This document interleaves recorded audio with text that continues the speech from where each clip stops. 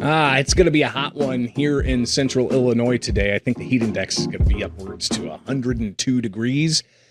And I got some yard work I got to get done at some point. After a long day of doing yard work or other projects in the hot sun, a nice cold beer does wonders. But it also comes with some high tax rates in certain states. Welcome back to the Center Square Daily. I'm your host, Greg Bishop. And let's take a look at what the Tax Foundation says. In the United States, taxes are the single most expensive ingredient in beer. That's right. When you go to your store, be it a convenience store, be it a specialty store, and you're picking up your flight of different types of beers to try for the weekend, think about how much you're paying in tax per gallon for that brew.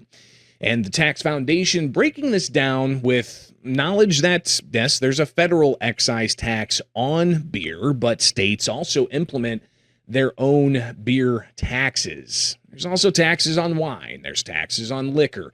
And if you're in a state that has legal recreational cannabis, marijuana, there's also taxes on that, but we'll save conversations about those tax dollars for a different day. Today, let's just focus on beer.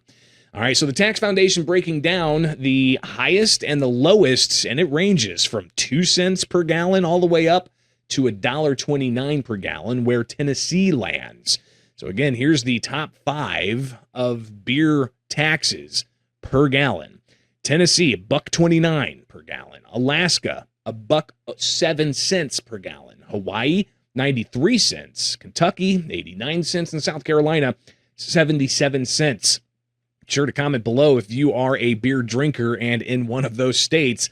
And just to give you kind of some insight on how much these states are generating in tax dollars from your pockets, Tennessee gets around $13 to $14 million from beer drinkers. Now, the Alaska Department of Commerce, they have all alcohol sales included in their number, and they collect around $12 million from those who imbibe. Hawaii gets upwards to $19 million in tax revenue from beer drinkers. But maybe you find yourself in a state with some of the lowest beer taxes. Say you're going into a convenience store in Wisconsin. You're only going to be paying 6 cents per gallon of beer. And thinking about just how big a gallon of beer is, that's a lot of brew. But lowest beer sales taxes across the country: Colorado at 8 cents, Pennsylvania also at 8 cents, Wisconsin 6 cents, Missouri 6 cents, and Wyoming 2 cents. Now, if you're guessing that Wyoming doesn't really take that much more from taxpayers, you're right. And they bring in about $1.5 million from beer drinkers. Wisconsin, though, even though they have 6 cents per gallon of beer, they take upwards to $10 million from beer drinkers. Not sure if that is more of a reflection on some stereotypes of those in Wisconsin, but in Pennsylvania, they also collect a lot of tax dollars from those who enjoy malt beverages to the tune of $30 million in such beer taxes.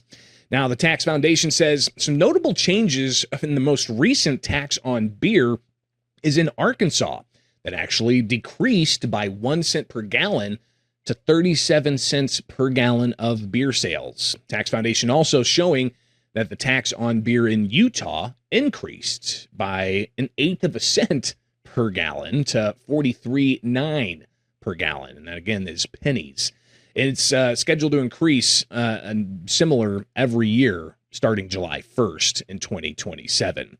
Now, myself, when I'm done with a long day of yard work, weed eating, mowing, and all that jazz, I enjoy a nice light lager or a Pilsner or some kind of blonde. It definitely helps out after sweating and being in the sun. And I want you to comment below your favorite brew and where you're at, because it'll be interesting to see if you're in some of the highest beer tax states or the lowest beer tax states. Be sure to comment below. From my studios in Central Illinois, I'm Greg Bishop. You can join us back here Thursday for more stories impacting you, the taxpayer, from all around the country, only with the Center Square Daily.